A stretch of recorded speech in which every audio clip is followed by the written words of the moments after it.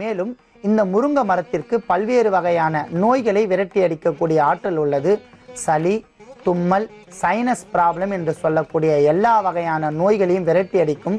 மூட்டு பகுதியில் உள்ள வலியை படிப்படியாக நீக்கிவிடும். மேலும் சிறுநீரக கோளாறுகள், கருப்பை பிரச்சனை, பல்வேறு வகையான நோய்களையும் இது விரட்டி அடிக்கும் என்பதால் இதையும் நாம் எடுத்துக்கொள்ளலாம். அடுத்ததாக மிளகு.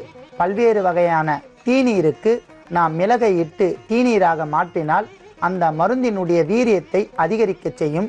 இரத்தத்தில் உள்ள குற்றங்களை நீக்கும் என்பதால் மிளகையும் நாம் எடுத்துக்கொண்டுள்ளோம். அடுத்ததாக கல் உப்பு. கடலில் இருந்து கிடைக்கக்கூடிய அத்தனை பொருட்களுமே மிகவும் அற்புதமான ஒரு மருத்துவ குணம் சார்ந்த பொருள். சங்கு, உப்பு என்கிற வகையில் உப்பையும் நாம் எடுத்து வைத்துள்ளோம்.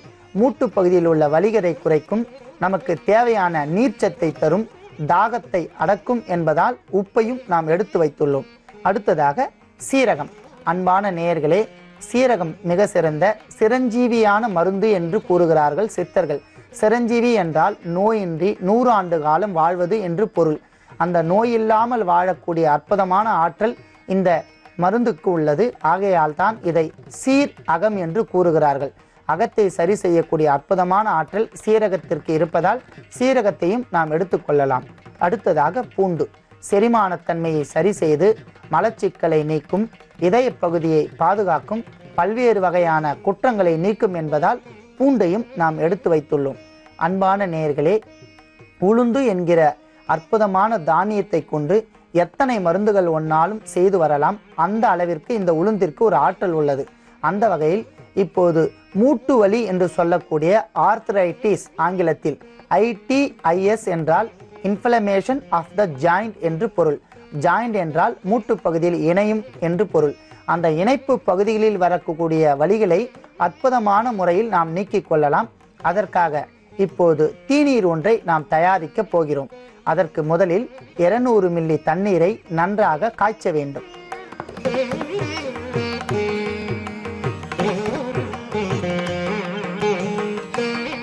அன்பான நேயர்களே, தீநீர் என்று சொல்லக்கூடிய இந்த கஷாயம் பல்வேறு வகையான நாடுகளில் நடைமுறையாக இருந்து வருகின்றது. ஏனென்றால் வெளிநாட்டவர் கூட நாம் சாதாரணமாக எடுத்துக்கொள்ளக்கூடிய மருந்துகளின் அளவை காட்டிலும் தீநீரை மிக விரைவாக குடித்து வந்தோமானால் இரத்தத்தில் கலந்து இரத்தத்தில் உள்ள எல்லா வகையான கிருமிகளையும் விரட்டி அடிக்கின்றது என்று பாராட்டு கூறுகிறார்கள். அந்த அளவிற்கு நம் சித்தர் பெருமக்களால் அடையாளம் காட்டப்பட்ட கஷாயம்தான் இந்த தீநீர். தீநீரை நாம் தாராளமாக அருந்தலாம். பக்க விளைவுகள் ஏதும் இல்லாமல் ஒரு அற்புதமான ஒரு பொருள் இந்த தீநீர்.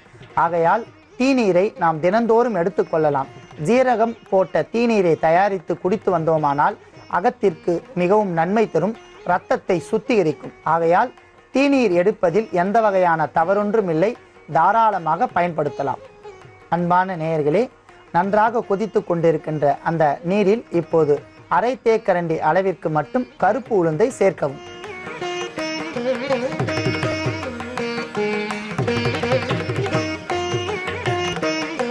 நன்றாக கொதித்து கொண்டிருக்கின்ற நீரில் முருங்கை இலை ஒரு கைப்பிடி என்று சித்தர்கள் கூறுகிறார்கள்.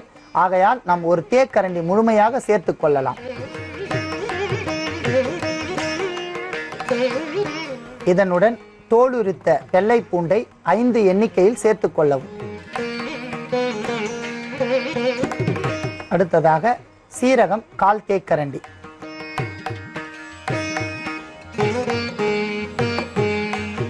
மிளகு 1/4 தேக்கரண்டி,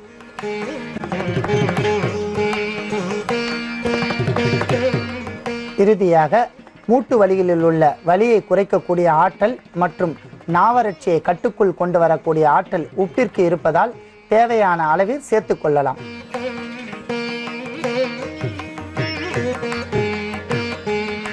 அன்பான நேயர்களே, அற்புதமான முறையில் அந்த தீநீர் தயாராகிவிட்டது.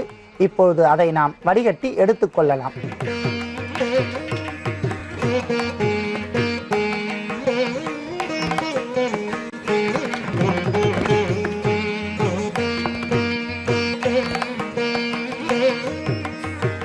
அன்பான நேயர்களே, மூட்டு வலி என்கிற நோய் எதனால் வருகிறது என்பதை குறிப்பாக பார்க்கலாம்.